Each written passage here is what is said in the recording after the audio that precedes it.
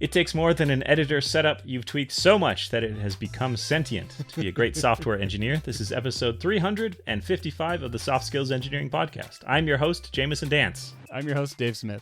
Soft Skills Engineering is a weekly advice show about all the non-technical things that go into the technical field of software development.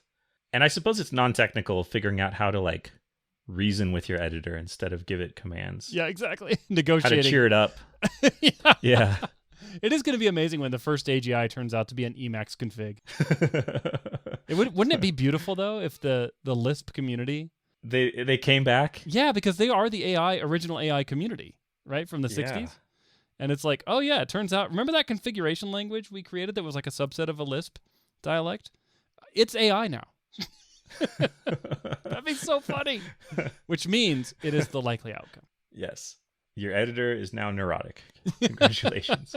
You just see the stand-up reports. What did you get done yesterday? Well, yesterday was a little unproductive. I spent a lot of time trying to console my editor. Yeah. I had to talk it down a little bit. Was ready to quit and become a word processor. That's when your manager says, well, that's okay, because the previous day your editor was trying to console you. Yeah, that's fair. You could both benefit. That's not what this show is about, though. Nope. Soft Skills Engineering is a podcast. We answer your questions that are about the technical field of software development and bring you great joy. Dave, do you want to thank our patrons? Yes, we have weekly shout-outs for thecomputersciencebook.com, Kyle Boss, Valentina Datafold, Santa Hopar, Noah Fraser Lowe, Kent C. Dodds, Jenny Kim, Owen Charlotte, Craig Motlin, I Love Mavis, The Stochastic Parrot, Alice Jost. At least we no longer have that awful name. Fluxinosinihilification is common in Landfuer, Puilguin, Galigogurikogat. Okay, good night in Hooten, Ohio. Patreon.com.au, we're hiring. Ira Chan, Monkey Face Emoji, Jonathan King, Testing is Documenting.org. Olad Apofadi, Encore. This shout out sponsored by Will Angel.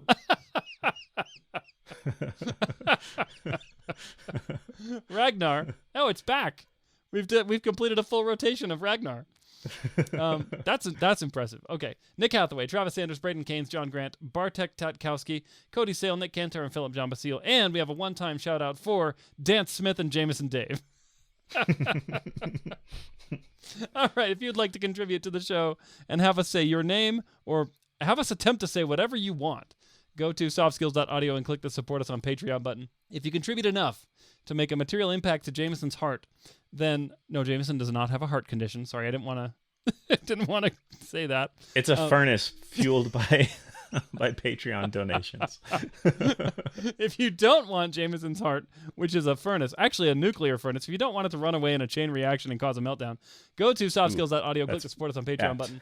Any dollar amount will get you access to our Slack community of hundreds of like-minded individuals all echoing in the chamber of echoes whatever we tell them to say, which is totally not the truth, but it's kind of funny to think about. Please, and thank you so much for everyone who supported the show. We really appreciate it. All right. Jamison, would you like to read our first question? Sorry, I'm distracted by floxinahifilification. That's a real word. It is. I didn't know that. It is a real It's like a real word that was made up in the 1800s, which makes it a real word now, if I'm reading this right. Okay. It just got made up long enough ago that it's definitely real. Maybe it's not. I don't know. I'll ask my editor. But before that, I'm going to read this first question, which is from a listener named Flexed Out. My architect is too busy with his kids. His kids have had a lot of school and medical issues over the past few months, and he's ended up flexing a lot to take care of them. This causes meetings to get rescheduled or scheduled far out in the future, which is contributing to timeline delays on some large projects that need more attention. I don't want to be rude and insist that he put the company above his family, but he needs to be driving organizational alignment, not his kids. I'm stressed out by not knowing when he'll be available and having to do extra work or take important meetings without having him as backup. Huh. Driving organizational alignment instead of driving his kids. I love it. Huh. This is interesting. I feel like for most of my career, I've been very pro take time away from work. Pushing people to take more time off and be more careful about taking care of themselves and their family's needs. But not the opposite. Yeah, I haven't done a lot of no, you have to be here. Let your children starve. Our shareholders are priority one. Yeah. But what about the organizational alignment? If you're off picking your child up from their surgery, who will align the organization? It's not going to align itself. Yeah. So it's interesting to see the opposite thing happening. Of like, no, this is a problem. I have a lot of sympathy for someone who's got demanding family circumstances, and I think it's important to acknowledge that we'll all go through ups and downs on this front, where there will be seasons in our lives when different priorities are more easily or more difficultly attended to. You know, it's not every day that your kids are going to need you to the degree that they need this person right now, but it is that day for this person. So there's a really difficult conversation here that I'm going to skip over, which is like, do you actually have to spend less time doing stuff with your kids? I'm saying you, I'm talking to the architect. Mm-hmm. That would be a fair conversation for this person's boss to have with them. Maybe a better conversation to have is like, I need you to help me prep for this. Like, if you're not going to be around for some of these important meetings, or if things are blocked on you, like I'm holding the bag and I need to be able to do a good job. So there's some amount of collaboration and preparation that you two could do together beforehand to make it so that stuff goes more smoothly while this guy's out. Yeah, I agree with that. However, that's probably not your job.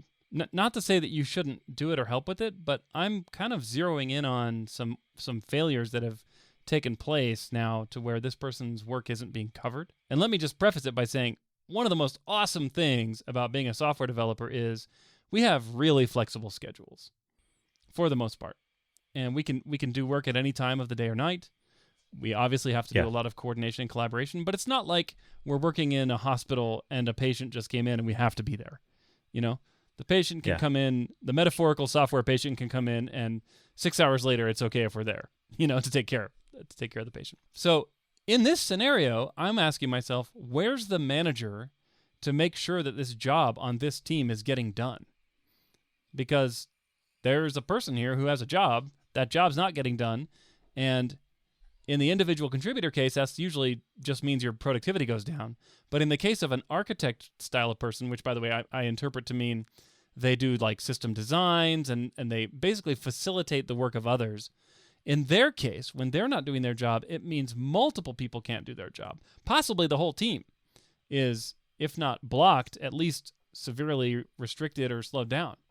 And so if I'm the manager of this team and I know that my architect is going to have extended periods of unavailability, I'm going to be very keen to set up some kind of, like you said, Jamison, some kind of plan where they can either do the work in advance or have a schedule that works in such a way that the team's not going to be blocked, because the stakes are a lot higher when you have a person that the team depends on like that. Yeah, I'm imagining maybe a decision is made without this architect present, and then the team goes off and starts to build it. And then the architect comes back and is like, whoa, Yeah. wait, you can't do thing X? That will have these huge, terrible consequences. It's not just that you're blocked. Like, maybe you waste a lot of time. You actively do stuff that has to get thrown away because of this. Exactly. Totally possible. It sounds like you're nearing one of the standard answers, which is talk to your manager about this. Yeah. It is your manager's job to fix this. Like, this is why we have managers. A major reason. And it could be, we don't know a lot about the architect's life situation. So maybe it's unpredictable. Yeah. If it's predictable, that feels pretty easy to schedule around. Yeah. Have your architect say, here's when I have to do stuff, and then put the meeting somewhere else. Exactly. So I'm assuming it's harder than that, because hopefully anybody could recognize and fix that. The key word here is medical issues, which to me says unpredictability. It's like, oh, we have to go in for a test. Oh no, the test results were bad. Now we're going to be in the hospital for 2 days. You know, something like that. That's hard. Yeah. That's just hard for everyone. I mean, now I'm going to be speculating on stuff your manager might be thinking, but one thought I would have is okay, this architect has the skills and knowledge to do this, but they don't have the availability. Right. Should I just get someone else to do it? And maybe the other architect filling in this role might have less familiarity, but because they're around more, that's a better trade-off than somebody who really knows the domain but doesn't have the time to participate in this expensive coordination. Totally possible. I think you kind of pointed this out too, but you could make the coordination less expensive. It's very easy to wave your hands and say async, make things async. Yeah. But have you considered using a chat tool? or writing stuff down, Yeah. and then having other people read it, which does not come automatically from writing stuff down. I have learned through sad experience. People don't read it? Yeah. Like you can talk a big game about async. You can write a lot of stuff, and then if nobody reads it until the meeting, right, the synchronous meeting, then suddenly, you are still it's synchronous. synchronous. The meeting is a semaphore. Yeah, you just have extra steps. It's a join. No, it's not a semaphore. It's a join call on your thread, on all the threads. We've got the team is a thread pool. You're going to call join on it, or whatever, the wait for, whatever. And the meeting is the thing you're calling wait for. Okay, anyway, this is getting out of hand. How can you deadlock in this scenario? Yeah. That's what we need to dive into.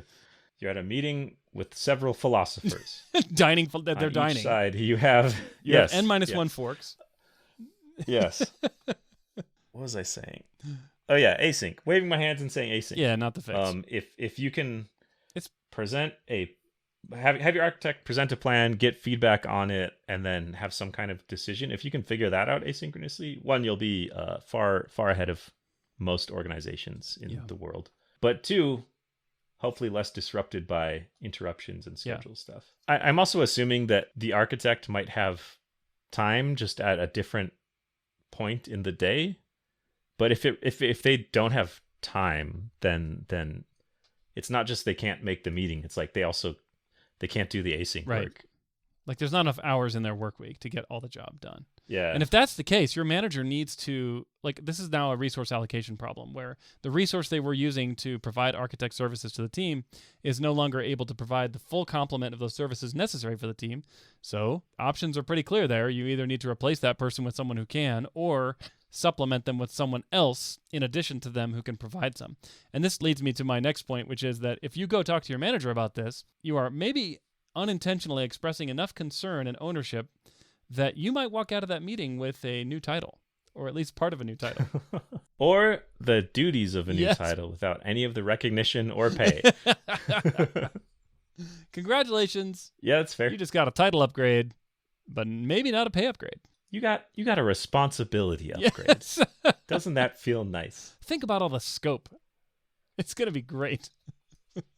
Yeah, that phrase driving organizational alignment makes me think that some of what the architect is providing is like the gravitas of their presence and recognized expertise to just say like, hey, this is the right thing to do and we are doing it. And that might be harder to replace than knowledge of the system you're working in.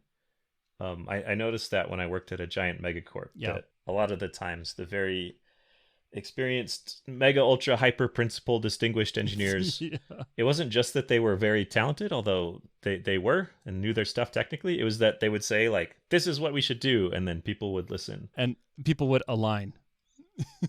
Yes, they would drive organizational alignment by saying this thing. Maybe it was their idea or maybe it was someone else's, but that would be harder to replace if with someone else. Exactly. Less recognized or senior. You'd have to build that up over time. It's not an overnight solution to that problem. Start now, I guess. The best time to plant an architect is 20 years ago. Is that what they say?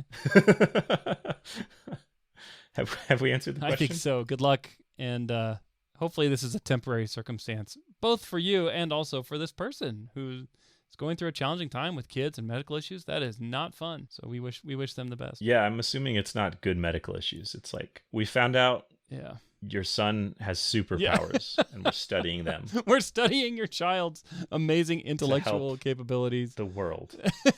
That's possible, but unlikely. Well, Dave, do you want to read our next question? Yes, this comes from an anonymous listener who says, can you help me understand what happened here? I was put on a, quote, performance improvement plan, and it became pretty clear to me from the negative feedback at my first review that I simply didn't have the skill to perform at the level that was being asked for.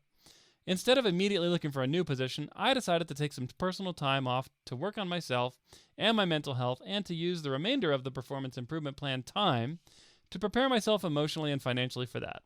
I didn't blow off work, but I also wasn't invested in the performance improvement plan either. A few days before my final review, I quit instead of being terminated. Management seemed really confused and angry when I quit. Why would they be so upset if they were about to terminate me anyway? One in particular started backtracking and pretending like I wasn't going to be terminated. Interesting. What is going on? One reason they could be confused is because you maybe gave up a giant pile of money that would have come to you if you were terminated. Yeah. This is not very pleasant to hear. To a severance package? But if you are fired or laid off, you are sometimes offered severance. In our industry, almost every time. Yeah, like why you're about to go anyways. Why would you leave voluntarily and give up 5 digits of money? 6, I don't know, 1 million digits of money. I don't know how much you get paid or what the unit is. Maybe it's in grains of sand, and then it's a lot of digits. I don't know why that would make them angry, but I would be confused if someone quit right before the end of their PIP that wasn't going well. Confusion is what I would expect too. Maybe they're angry because they put in a bunch of work. They prepared this speech that was really going to, I don't know what the speech would do. Make them feel better about firing someone, or maybe they thought this will really turn their life around. This is the inspiration they need going into their next job. Then you quit and you kind of took the wind out of their sails. Yeah. Probably not, though. Yeah, this is interesting. Pretty clear to me from the negative feedback my first review. So what I gather from this is there's a plan proposed. The plan said you need to do these things to succeed. Right. And then there was a first review where they looked at the things they said you needed to do and said, here's what you've done so far. And it didn't look like those were matching up very well. And then you decided you're going to go somewhere else and kind of use the rest of the time to do that. Yep. Does that sound right to you? I think so. I wonder if the anger that is being perceived here was actually confusion. Oh, actually, it does say confused and angry. Maybe this is really just confusion being perceived as angry. And maybe the anger was more like, oh, you idiot. You just stepped away from so much money. We were going to give you a 4-month severance package. Don't do this. Yeah. One in particular started backtracking and pretending like I wasn't going to be terminated. Now that's weird, right? Yeah. Maybe there's some legal liability fear or something like that. I don't know. Because to me, when someone quits, that makes the whole legal landscape much simpler for the company. Yeah. This is a weird situation, though. What do you think of the question askers, their use of the performance improvement plan time to kind of prep for their next thing? I think that's very common, especially at these big companies where the PIP process is well understood and consistently applied. People get themselves on a PIP and they think, oh man, I'm not getting out of this thing. And they just go start looking for another job. In fact, I think sometimes I think of a PIP. So when I give a PIP, I really do want the person to succeed, and I try to give them a counsel and opportunities to improve to the level where I think they can remain with us on the team. But a lot of big companies just see a PIP as a formality on the way out the door. And so people get that PIP info and they're like, okay, I see the writing's on the wall. They interpret it as a professional courtesy. It's essentially like the 2 weeks notice equivalent of the employer giving you some notice. And usually it's 30 days plus. But it's like professional courtesy. We're going to let you go. Now you have some time to prepare for your next thing.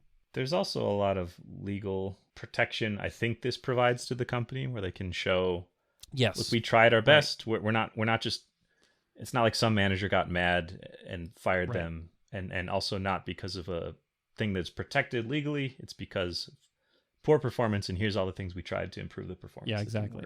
It sucks that they often turn into long firings, but it does seem pretty common. Oh yeah, for sure. And it's also very common for people to react by quitting. That's pretty common. I've seen that happen multiple times firsthand. In fact, I saw someone quit the day the PIP was given.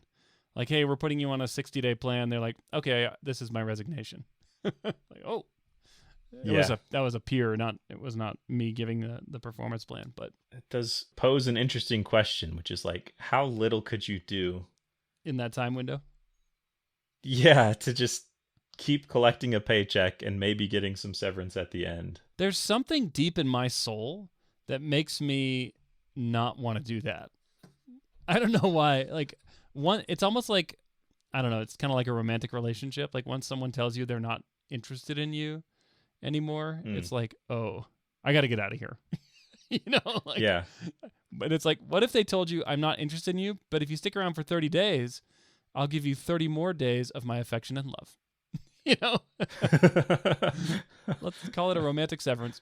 I'm like, gotta get out of here. Like, it's just, there's something so deep that makes me want to run away from that situation. So I was put on a PIP once, sort of. It was at a small company, so it wasn't very formal, but it was effectively a PIP. Okay. Like, hey, it's not going well. You need to change stuff. Let's check in regularly.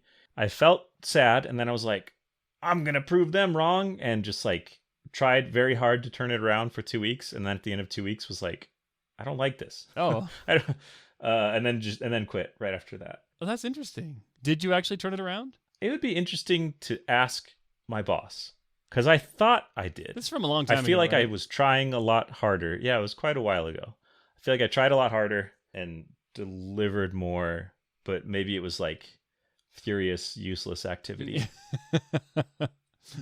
Fixing bugs that don't exist, building features no one wants. Yeah, but I do remember feeling that like, but they don't want me. Yeah. I feel like that was kind of what, I ended up at the same place you described of like, I'm out of here. But you had like the opposite reaction that I had, which is you tried to make them want you, and I would just run away. Well, yeah, I did both. First I tried, and then I ran away. And I didn't even ask them, hey, did it work? Do you like me now? I just tried. That's because you couldn't bear to hear the answer. I'm out of here. Yes, I actually think that's probably true. Oh, boy. It's getting deep here on this. Yeah, get on the couch, Jamison. We're going to psychoanalyze this one. This is a weird situation.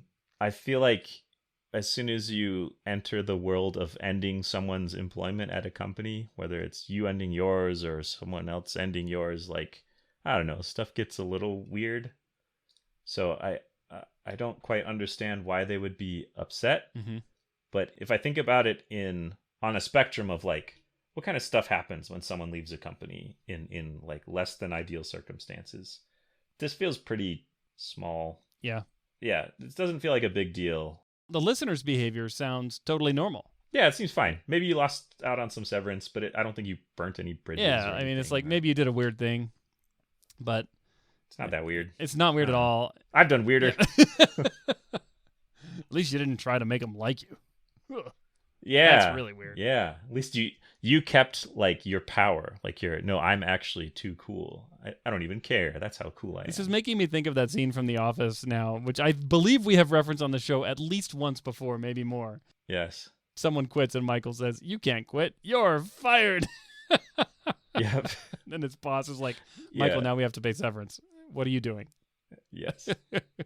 Oh, it's a weird time in a career. It is. I think you're fine, and I think that maybe this is just not a thing they've seen before. Yeah. They're used to people either quitting at the beginning or getting fired at the end. Yeah, I think you're probably right. Or turning it around. Or maybe, I mean, another possible explanation is they really didn't intend to fire you. They really just, and I'll give you one reason why this might be true. At big megacorps, they do what's called stack ranking. And stack ranking is where they actually are required to allocate a certain percentage of every team on this continuum of high performing, middle performing, and performance improvement. Not all companies have it stipulated that someone has to be on a PIP all the time, but many of these big companies do require you to have someone marked as the lowest performing category on every team. And so there is a possibility that this PIP was actually just a formality, and they were checking boxes, and they intended to take you off the PIP and call it a successful exit at the end. And so when you quit, they were like, crap, we only picked you because you were randomly selected because we didn't actually want to stack rank. And I'm sorry. Shoot, we didn't want to lose you. That is a sad lesson in incentives when you see that happen, where people who they're like willing to put up with being told they're poor performers but still stick around. They can be valuable commodities on a team at performance review time because you get to like sacrifice them to the curve, to the process, instead of someone else who you feel like might be performing fine. Exactly, but who is more sensitive to being told they're not performing well. Yes, yeah, all kinds of weird stuff can happen. Stack ranking, not a fan. Very painful to administer. Yeah, lots of weird incentives that it creates. Okay, so that's a possibility. Hopefully that wasn't the case here, but if it was, you're maybe walking away from a terrible situation anyway. Yeah. It's certainly not good for the person who is the sacrifice. Exactly. Because they usually get poor reviews and lower raises or no raises, and yeah, not good for your career to be there. But well, kind of a bummer answer. Sorry. Yeah. Good luck. I'm glad you're on to a better place, hopefully. Exactly. Well, good luck to you. All right. What should people do if they would like their own questions answered, Dave? Go to softskills.audio and click Ask a Question, where you can fill out our form. And thank you so much to everyone who does that each week. We love reading your questions. You are the lifeblood of this show, pumping through our metaphorical arteries. We will catch you next week.